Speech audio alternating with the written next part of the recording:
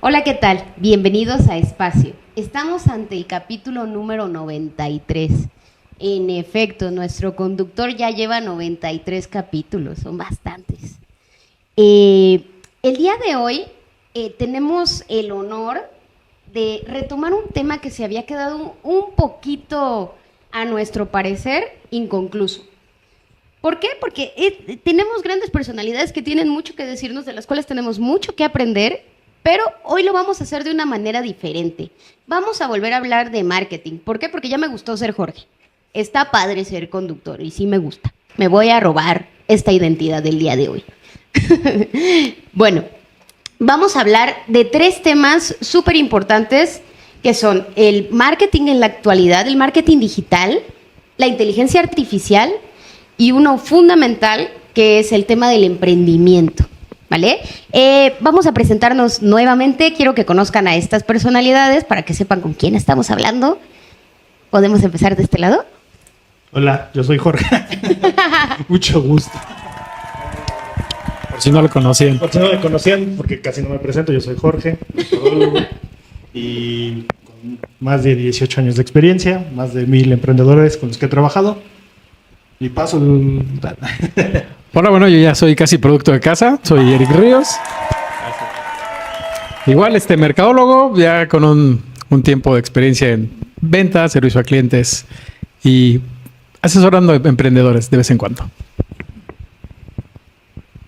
Hola, ¿qué tal? Yo soy Gustavo. No se peleen. No, sí, no estamos peleando.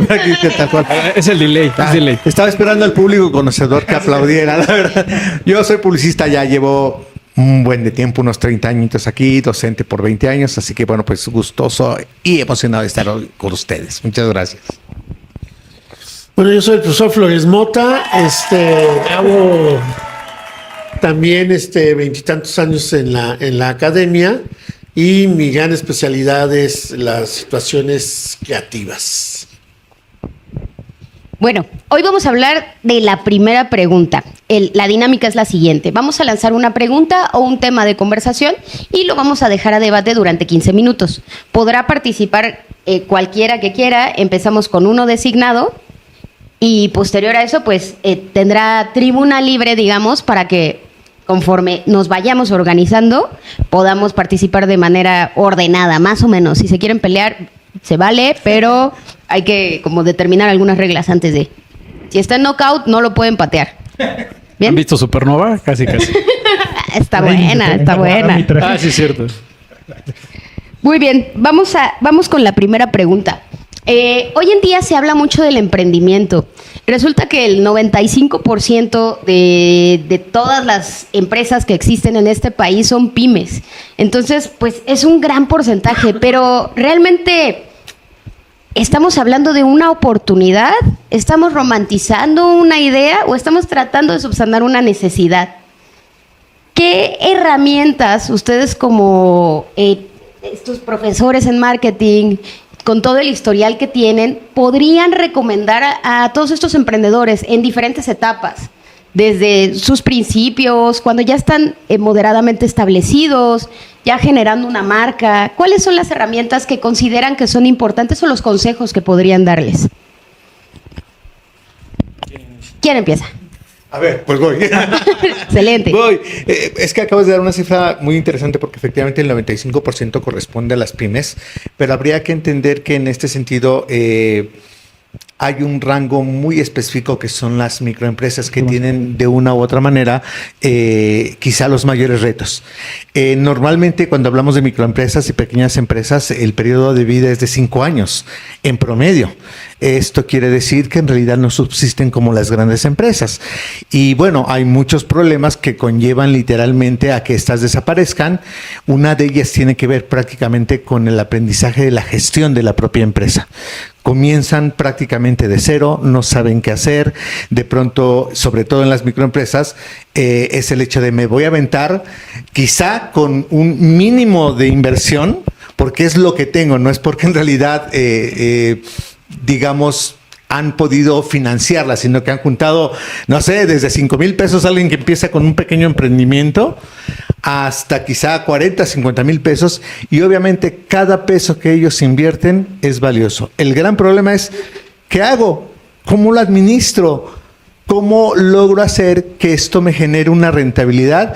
Y comienzan a enfrentarse a un mundo en donde literalmente no saben. Llega un momento en el cual hablan de, hoy vendí tanto, pero en realidad no llevan un control de qué representa esa inversión en términos de costos, qué representa esa inversión en términos literalmente de ganancias, qué representa esa inversión en términos de tener una cantidad que habría que reinvertir. Entonces creo que ese es el primer problema y no sé qué opinan los demás en ese sentido, ¿no? Bueno, creo que uno de los grandes problemas que tiene hoy en día el emprendimiento, o sea, más que el qué voy a hacer, es cómo lo voy a hacer. O sea, porque ideas hay muchas y se puede empezar desde vender maicitos o palomitas o lo que tú quieras.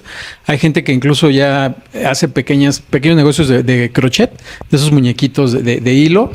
Y al final es, ok, sé lo que tengo que hacer, pero no sé cómo tengo que hacerlo.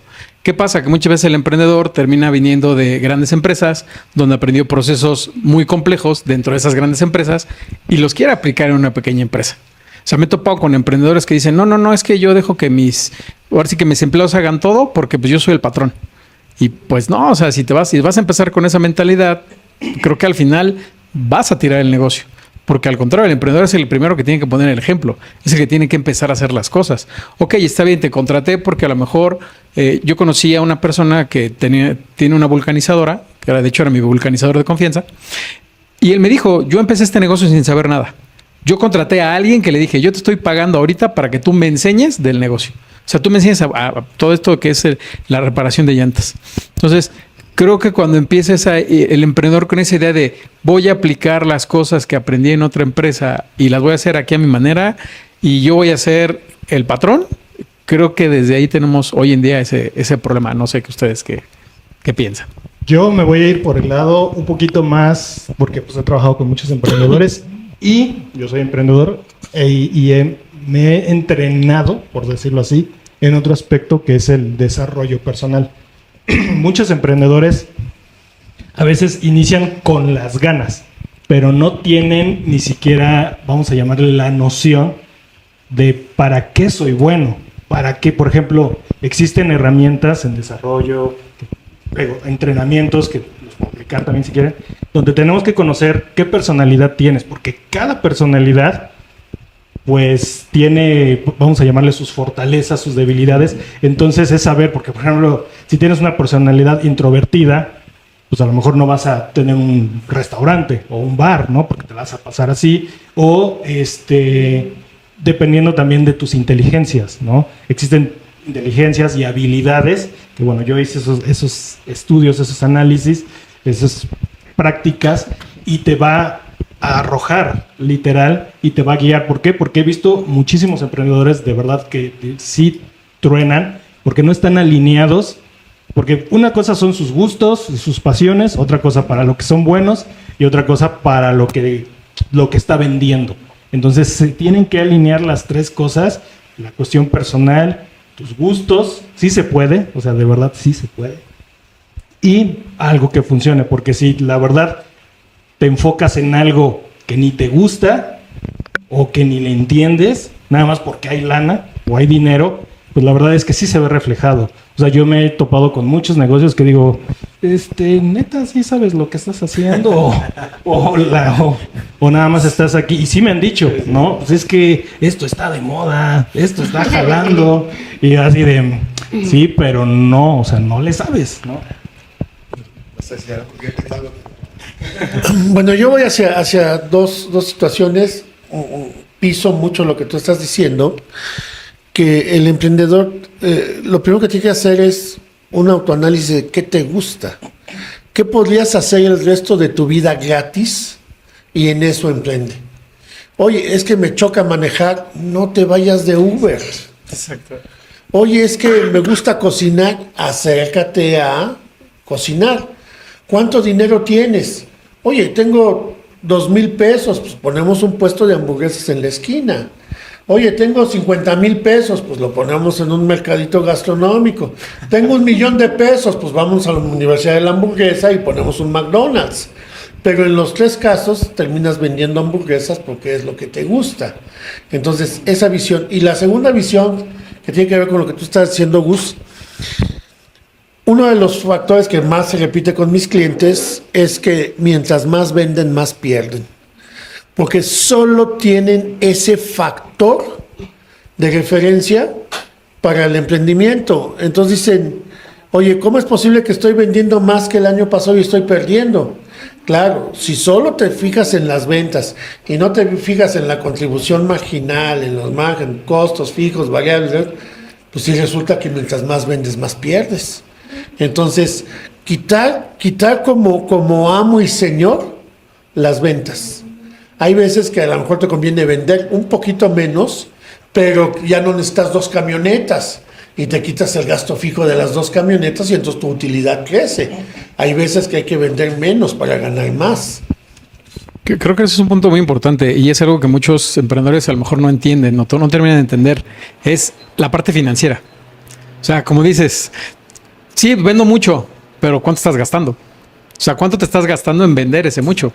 Y es algo que muchos emprendedores sí necesitan, la asesoría financiera. Porque muchos creen que pues es de, a ver, vendí esto, gasté esto y ya.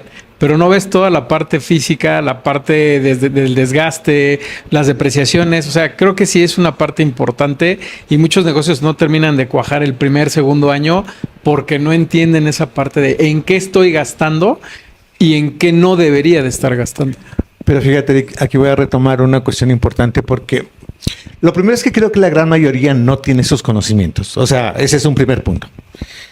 Pero sí, antes de ello, lo que yo creo es algo que mencionaba Jorge, es el hecho de ¿para qué eres bueno? ¿Qué es lo que quieres hacer el resto de tu vida? También creo que no se lo preguntan. Sí, ¿no? De algún modo lo que dicen es ¿qué puedo emprender que me genere dinero para que entonces yo viva bien en un tiempo?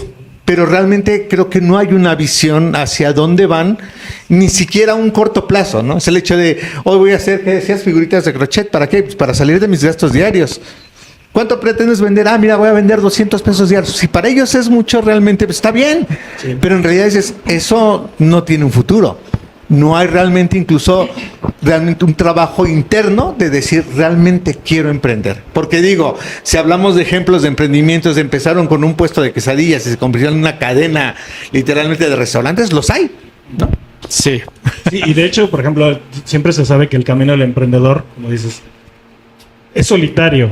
Y vuelvo al punto del tema de la personalidad. Porque si tú eres una persona que no te gusta entrar en ciertas discrepancias, tienes que tratar con proveedores, dependiendo del rubro, ¿no? Pero insisto, son personas que a veces no les gusta ni delegar, ni nada. Y aquí es la pregunta que yo también siempre me lanzo, ¿no? ¿El emprendedor sí se hace o sí tienes esos dones o esas características para decir voy a ser emprendedor? Porque no, lo digo con todo respeto, no cualquiera, o sea, no es cualquiera es que diga hoy voy a ser emprendedor, tengo el dinero, pero no, o sea, de verdad he visto muchísimos que por esa falta de empatía, inclusive con su personal, saber negociar, tener aliados, sobre todo aliados, proveedores, como dices, alguien de finanzas, ese es el principal trueno. Pero tocas otro tema también interesante, es el hecho de si yo voy a emprender con mi propio dinero, realmente no quiero compartir, y esa es también una mentalidad muy dada de el emprendedor. Y ojo, no comparto, prefiero obtener realmente el conocimiento como puedo y ni siquiera quiero invertir en ello porque entonces me está mermando mis ganancias. Y ese es un punto que también de pronto tendríamos que trabajar mucho con los emprendedores, el hecho de decir, espérame, o sea, realmente tienes que aprender. Y ojo, aquí también mencionaban algo, perdón, decían, posiblemente alguien que es muy introvertido tendría que aprender a ser extrovertido, sí, pero también lo que les diría es, aquí es cuando se vale, cuando el señor de la vulcanizadora no sé cómo cambiar las llantas y puedo contratar a alguien que me va a enseñar literalmente a hacerlo, pero la intención es involucrarse y aprenderlo. Y ahí tienes que tener otras habilidades de cómo gestionar a tus personas, hacer que tengan confianza, o sea, que se pongan la camiseta. Digo, al final hacer una introspectiva, ¿no? De que realmente para qué soy bueno, que si funciono, que me gusta. O sea, al final es un cúmulo de muchas cosas. Dicen por ahí que el éxito de las franquicias es que es alguien que ya hizo un negocio, lo construyó, lo probó, lo formó y ahora te lo vendo. Y que te lo puedo vender a personas que no saben nada de este negocio, pero porque yo ya te doy todas las pautas.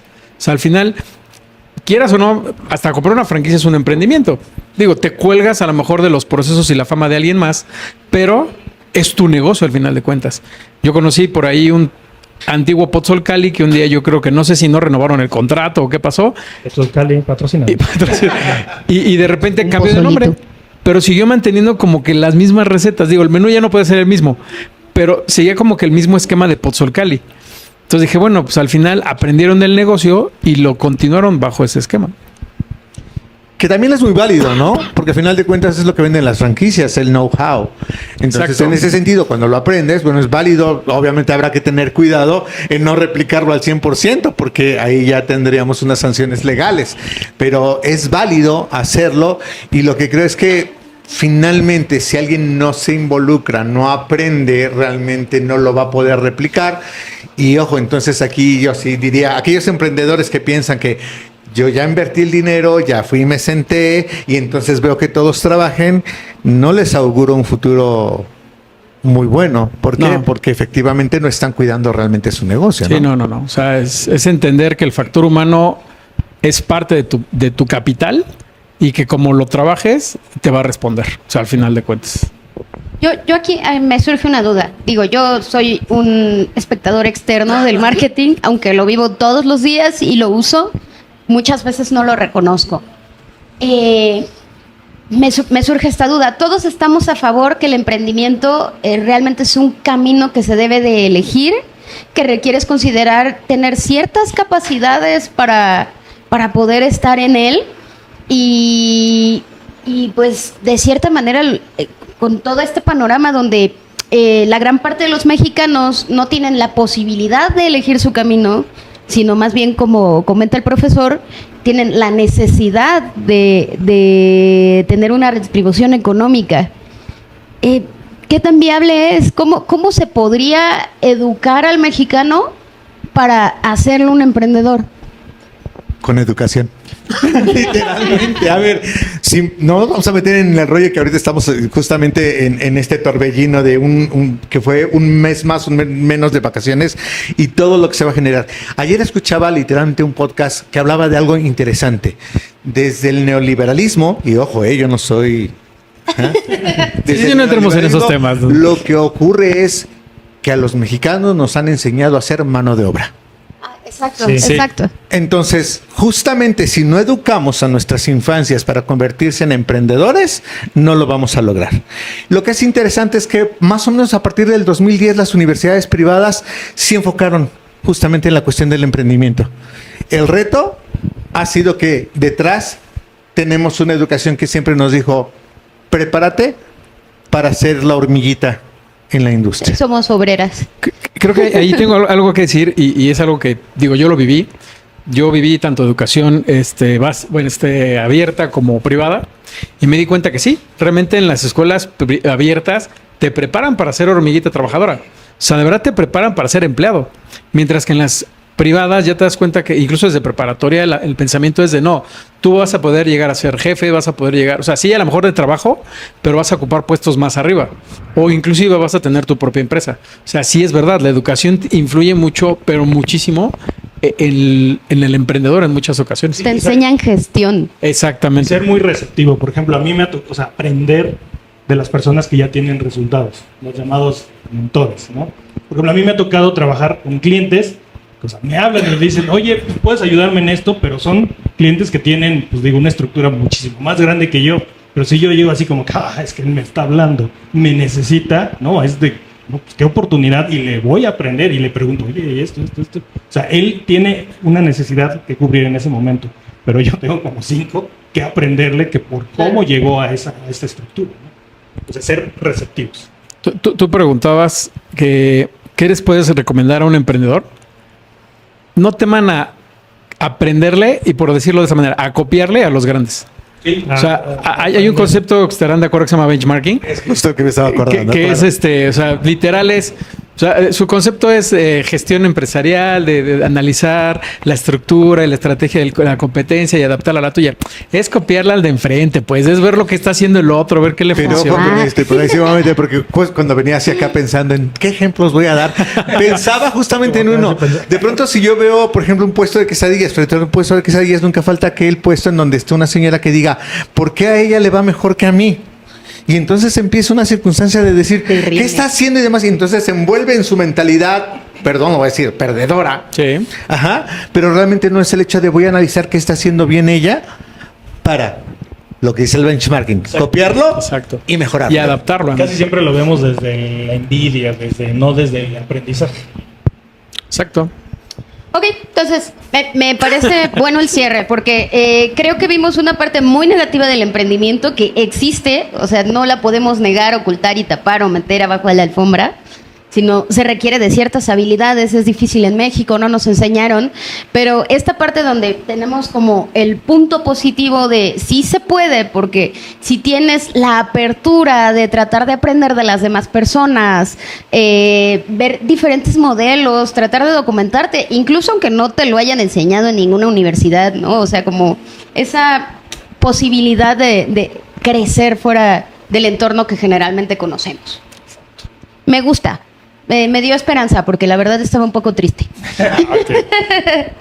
Dije, qué caray. Viene otro tema que está súper controversial.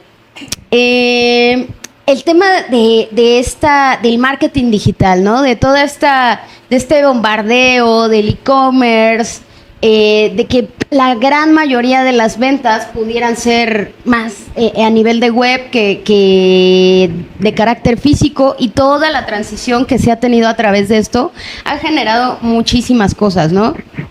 Incluso el nacimiento de influencers, de que cualquier persona en el público pueda ser un parámetro, que tenga un público, que tenga algo que decir, ¿no?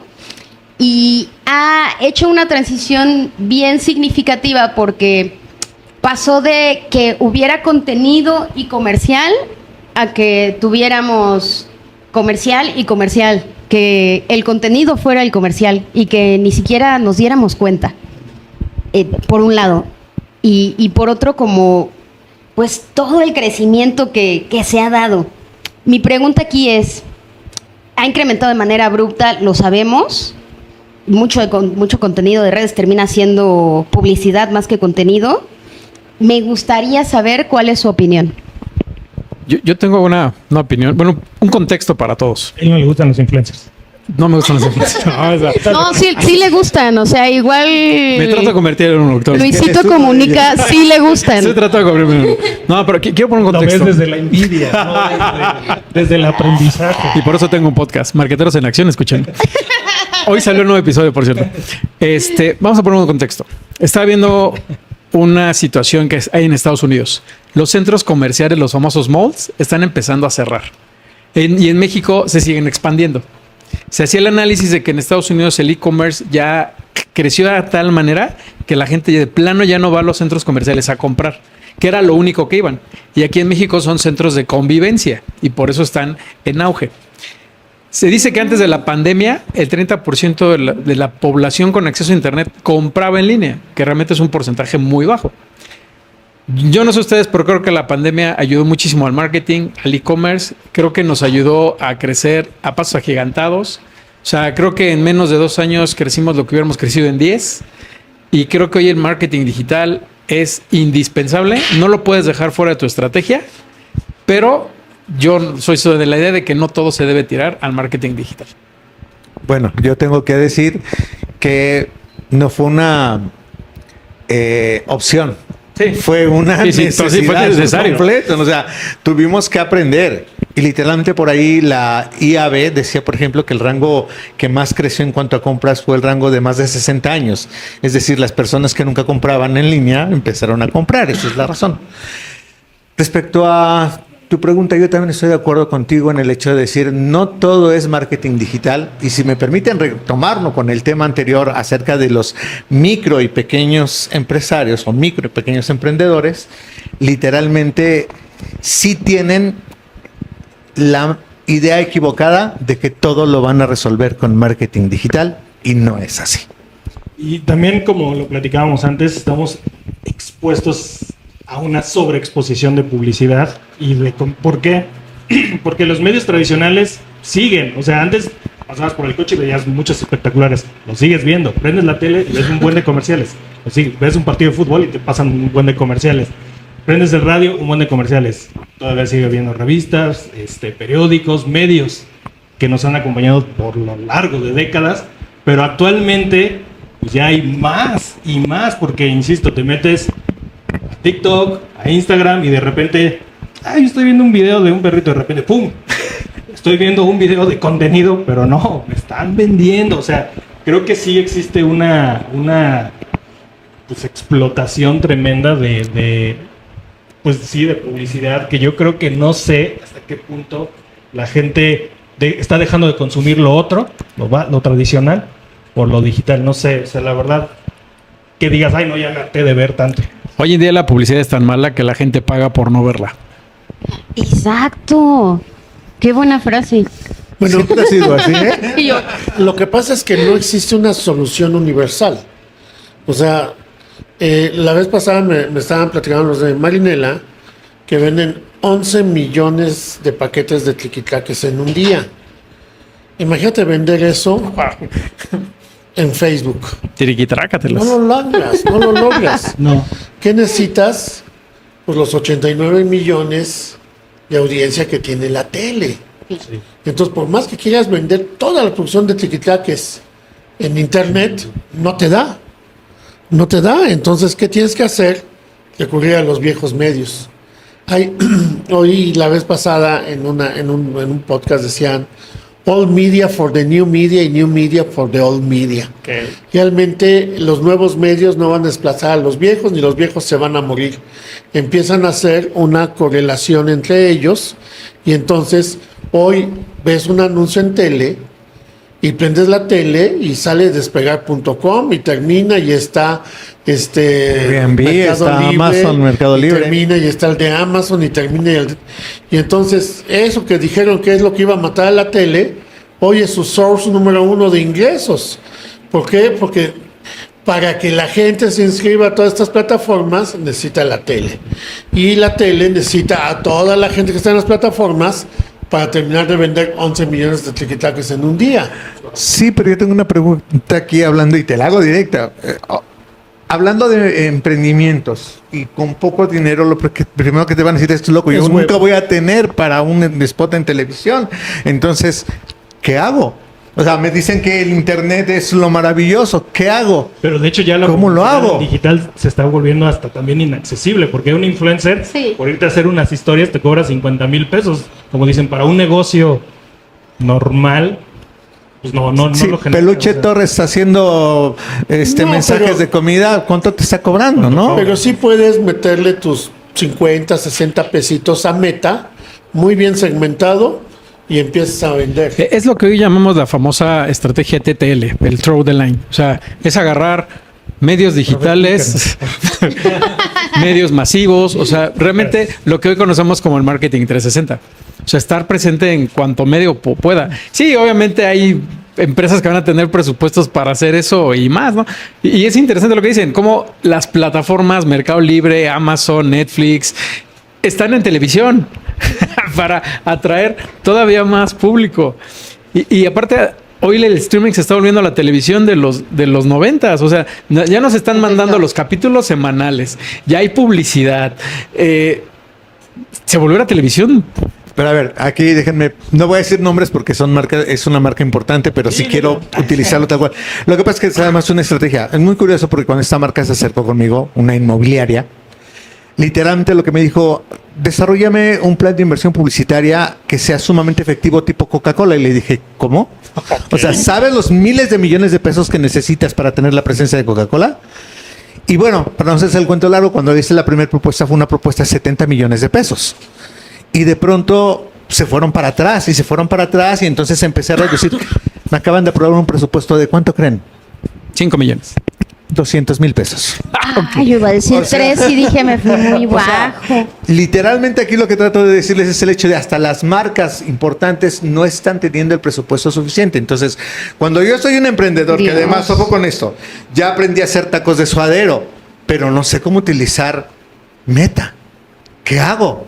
Y aunque me digan, hay que invertirle 200 pesos, el problema es que si yo le digo a Jorge, por favor, hazme mi campaña, ¿cuánto tengo que invertir? ¿Y cuánto me vas a cobrar? Y si tú me dices que me vas a cobrar 1,000 pesos mensuales, te voy a decir, no, eso es mucho. Sí, exactamente. Y justo lo que estamos platicando de que antes yo veía los medios, insisto, tradicionales, la tele y todo, decía, no, pues que son impagables para un emprendedor. Sí. Y siempre era mi banderita, ¿no? De llegar y decir, no, pues es que eso no, o sea, neta no. Pero surge la cuestión digital y sí sigue siendo accesible, pero como dices, cada vez están inflando más los números, o sea, reality shows, programas que se ven en YouTube, en TikTok, que están teniendo muchísimo y que le están dando como seguridad a las plataformas, de decir, caray, pues si ya le ganamos a la tele, pues vamos a empezar a cobrar. Y esos 200 pesos que le metías, pues a lo mejor antes sí te funcionaba, pero ahorita de verdad justo lo platicábamos, que le metes a lo mejor a TikTok 150 pesos y sí te ayuda un poquito. Pero al siguiente video, si no le metes, te lo manda al suelo, literal. ¿Por qué? Porque ya se dieron cuenta que también tienen ese público y ese potencial de competir con los grandes. De hecho, Meta, haces tu campaña y a la siguiente que la vas a hacer, dice, métela más. Sí. Y vas y le metes más. Y le haces caso a Meta. Ya un amigo CM me dijo, no le hagas caso a Meta, tú inviértelo lo que quieras, porque Meta cada rato te va a estar diciendo, métele más, métele más, métele más. Por eso no somos influencers. Y de hecho dicen que lo ideal es, para que una campaña funcione medianamente, son 150 pesos diarios. O sea, estamos hablando de unos 3,500, 5,000 pesos al mes de publicidad para que una pyme pueda medio funcionar. Y ahí comenzamos a hablar de términos mercadológicos, ¿no? Hay que medir el ROAS, ¿no? Sí. ¿Lo explicas, Eric, por favor, qué es el por ROAS? favor. Se lo deja la Flores yo no Mota. sé qué es el ROAS. Estás en tu examen. A ver, sí. Tiene que ver con el retorno de la inversión, pero es que son términos muy técnicos y nuestro público debe entenderlos de una manera sencilla. Básicamente, ¿cuánto recupero de la inversión? ¿Cuánto me retorna De hecho, es un comparativo y yo lo manejo de la siguiente manera. Imagínate que tú de pronto inviertes 1,000 pesos en un mes en Meta y de pronto vendiste 200 pesos. ¿Ganaste o perdiste? Depende. Perdiste, ¿no? O sea, porque vendiste 1,000 pesos y solamente vendiste 200. O sea, la intención es que siempre las ventas sean mucho mayores que la inversión publicitaria. Eso sí. Está un tema muy interesante porque me parece que tenemos como de un lado como toda la estrategia de marketing, del otro lado el sistema técnico que es Meta, que al final estamos pagando por utilizar su sistema o su plataforma para que nos distribuyan y nos enseñen en distintos lugares, ¿no? Espacios, ordenadores, bla. Y por otro lado, el tema de la psicología humana, donde de cierta manera el sistema también te entrena para funcionar de cierta manera y tener nuevamente esas ganancias. Tú obtienes un beneficio que es la visibilidad y ellos obtienen un beneficio que es económico, entre otras cosas. Pero no sé si me da tiempo de hacer una pequeña Sí, pregunta claro, a los claro, colegas. Adelante. Si realmente tenemos la inexperiencia de los emprendedores en el ámbito digital y hemos despreciado el ámbito offline, empezando desde los volantes, por ejemplo, ¿qué harían para que un volante sea exitoso en un mundo como el que estamos viviendo en la actualidad? Un volante. A ver, vas. A ver, esa es tu especialidad. La verdad, los volantes, y lo veo con los clientes, funcionan de manera local. Así como que te ubique, o sea, si te lo da un lugar que te conoce. O sea, que paso y digo, sí, están las hamburguesas, ¿no? O sea, pero si no, la verdad es que si me llega un volante de algo que no conozco, no funciona. Y eso es lo que lo he visto. Es un retorno rápido, pero de lugares locales y que se posiciona literal entre vecinos, de momento. Sí, yo coincido contigo. Los volantes, no porque sean all media, están muertos. Si solo tienes 500 pesos para hacer unos volantes, hazlos bien. Pero hazlos. Es peor no hacer nada, ¿no? Creativamente, ¿cuál sería la recomendación, Fer? ¿Tú que eres tan creativo? ¿Qué hay que ponerle en esos volantes? Qué interesante se para está que de poniendo pronto esto. la gente ya realmente llame, llegue o no sé. Volantes simplemente lo usan ya para pura promoción. O sea, una promoción de momento. Yo- O sea, de un mes. Sí, beneficios que atañen Beneficios, a las sí. necesidades del Como consumidor. de hecho, Burger King claramente. todavía lo hace. O sea, todavía vas, pides y te dan tu cuponera de... Ajá, se Whopper tiene por que 100 convertir en una experiencia para que pueda ser usado para que pueda ser atractivo, ¿no? Porque justo como decimos, creo, la convivencia se está tornando poca, nula, escasa. Entonces creo que si a través del volante fomentas la convivencia, podría impulsar el negocio, no sé. Pues es que en sí el volante es eso, es como dice Jorge, es atraer al público en el momento, al más cercano, y que se puede ir a lo mejor compartiendo de persona en persona. Pero aparte tenemos el problema que en México está prohibido volantear. O sea, en yo no algunos sabía. estados necesitas tener permiso para poder ¿Te volantear. agarró la patrulla o qué? No, pero sí he escuchado casos, no, pero sí he es tan escuchado complicado. casos que te ven volanteando, llega y te quitan los volantes, Sí. o sí, necesitas un Cosas permiso. importantes Algunos para beneficios de saber. alcaldía y demás, que tampoco son tan caros. El problema es que, como todo trámite burocrático, hay que ir a formarse. Pero ahí te das cuenta que las leyes mexicanas no están ayudando al emprendedor. Y vuelvo al punto, debes de confiar, pero también estar al pendiente. Yo muchos años repartí revistas y yo venía con mi bonche de revistas porque yo agarraba mi mochila, lo hacía y se me acercaban el camión de la basura y me decían, ¿qué traes? Yo, pues volantes, échamelos, yo aquí los vendo. Y yo, no, son míos, échamelos, todos me lo dan. Y yo, ¿en serio todos te lo dan? Sí. Y el volantero Para que que lo termine pones y, rápido. y nada más ves que te entrega hasta 3, 4 o avienta hasta de a 10 por casa. O sea, realmente es una buena herramienta, pero que hay malas ya- prácticas, ¿no? Con malas prácticas. Sí, está ahí una buena discusión abierta. Y hoy en día, por ejemplo, los videos de recomendaciones en Instagram o en TikTok, que de repente, amigos, estoy aquí, no sé qué, que yo caí en la trampa. Este fin de semana fui a un lugar porque mis hijos me mandaron un video de papá, vamos. Y es un lugar, o sea, desde Nicolás Romero hasta Insurgente Sur, o sea. Y fue. ¿Y no te fue tan gustó? buena la experiencia. Lo más importante estuvo, padre. Me reservaré mis comentarios.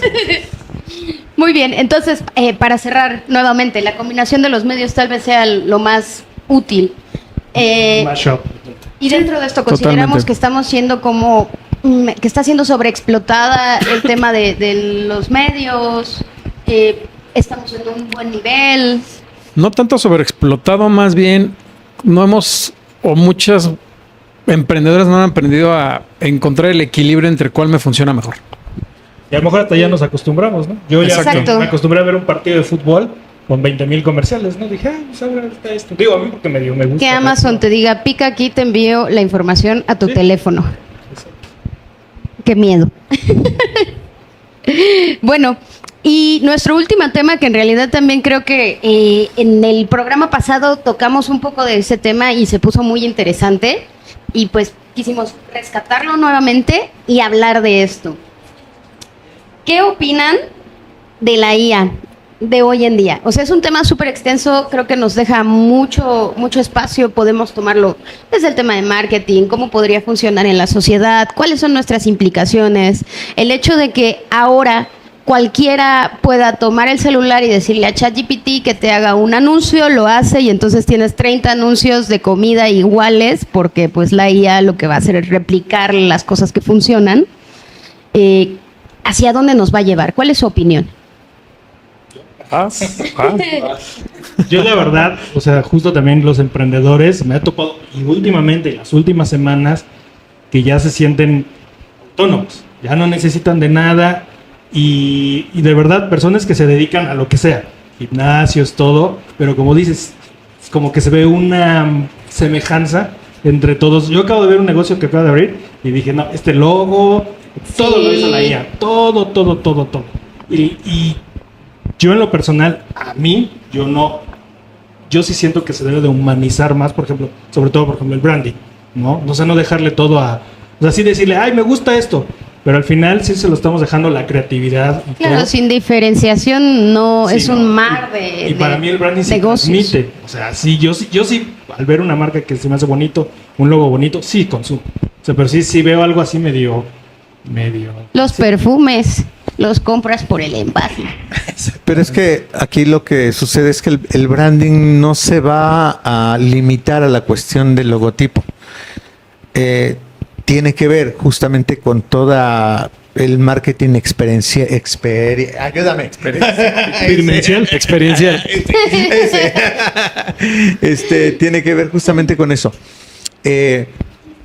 Y lo que tendría yo que decir con respecto al uso de la inteligencia artificial es el hecho de que también los prompts que se utilizan son limitados Y se comparten. y además, voy a decir algo terrible, la gran mayoría de los emprendedores que están utilizándolo tiene literalmente limitado su propio pensamiento. Es decir, lo que yo creo, si me gusta o no me gusta, el resultado lo voy a aplicar, pero realmente no están pensando en los otros factores, empezando por su consumidor, su competencia, su propuesta de valor y otros elementos te los que crea deja a base fuera. de tu gusto, porque la inteligencia te conoce. O sea, de hecho, la inteligencia ya se vuelve, platicamos también, en tu cuate y tu todo. O sea, tiene una background de ti. Entonces lo va a crear en base a lo que a ti te gusta, no a lo que tú le estás pidiendo a tu consumidor. Te va a dar la razón. Exacto. Es el mejor amigo. Sí.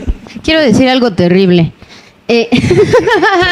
Yo creo que sí, porque es medio ofensivo, pero no puede vivir en mí. Perdón, Eric. No, el tema es que la inteligencia tiene la cantidad de conocimiento que quieras, o sea, es ilimitado. El problema es que nuestra inteligencia sí es limitada y quien da las indicaciones somos Habla, nosotros. Ese sí me llegó.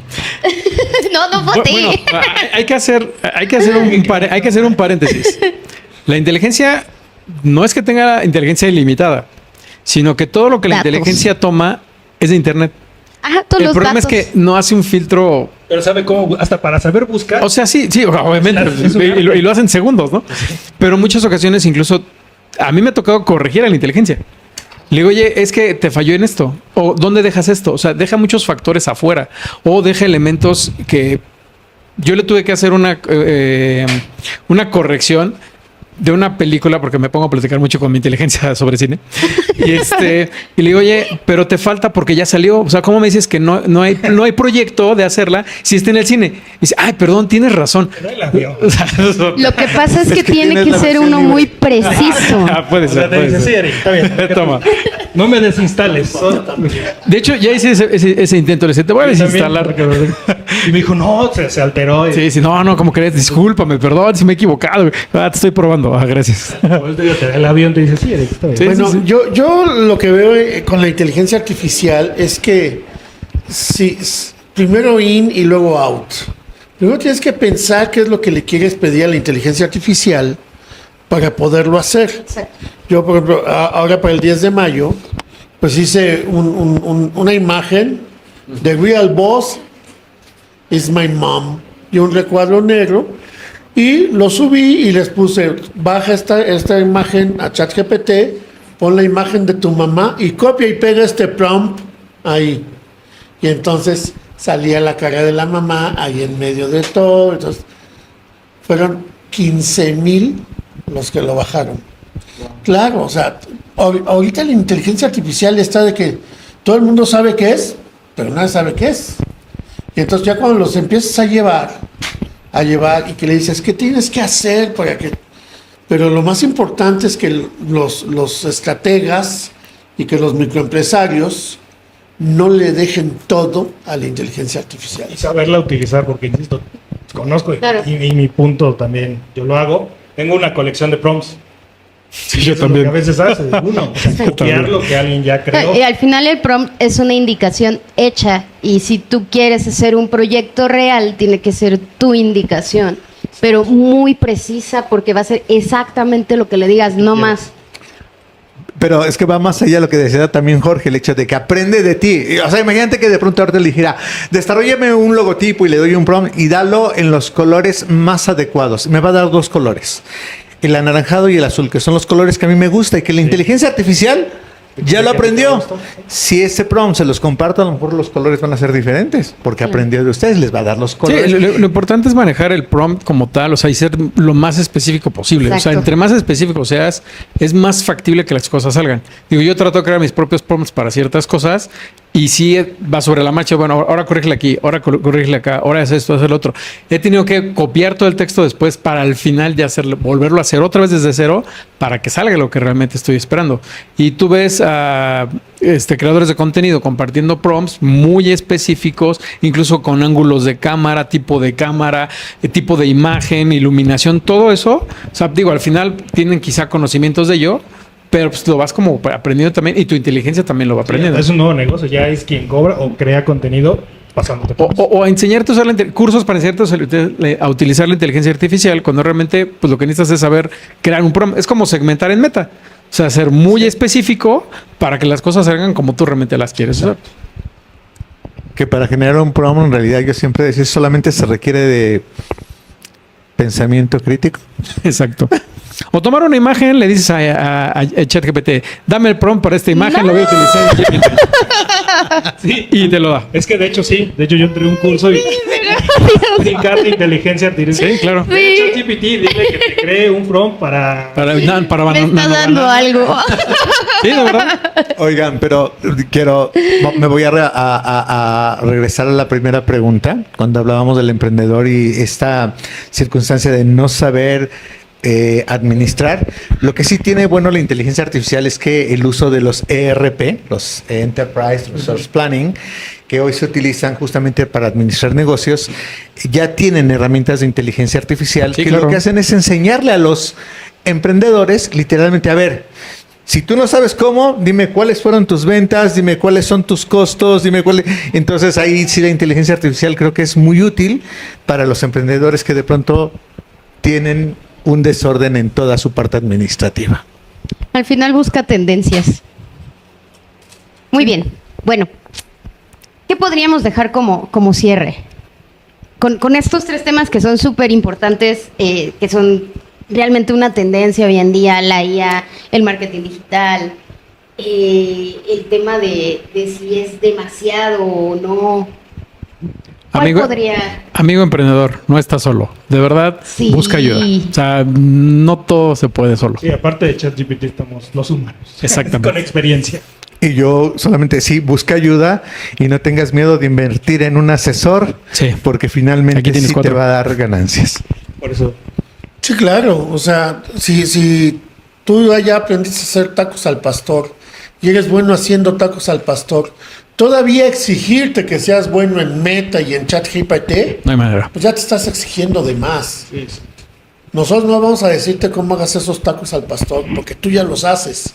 Nosotros te vamos a decir cómo vender más esos tacos al pastor. Pues bueno, creo que aprendimos muchísimo en este debate. La verdad, en lo personal me gustó mucho. Aprendí que si hago tacos los tengo que hacer bien. Delegar, copiar inteligentemente. Yo me voy bien servida. No sé ustedes. Qué bueno. Un gusto, como siempre. Un gusto. Bueno, otra tercera parte. queremos saber qué piensan ustedes. Déjenos en los comentarios, por favor, qué es lo que opinan acerca de este capítulo. Y si se les ocurre algún otro tema, también estamos abiertos, ¿verdad, Jorge? Sí, claro, que lo escriban y que nos manden sus sugerencias. Comprometiéndolo. Muchas gracias. Gracias, Dani, Eric. Gracias. Adiós. Que Dios los Gracias, bendiga. nos vemos.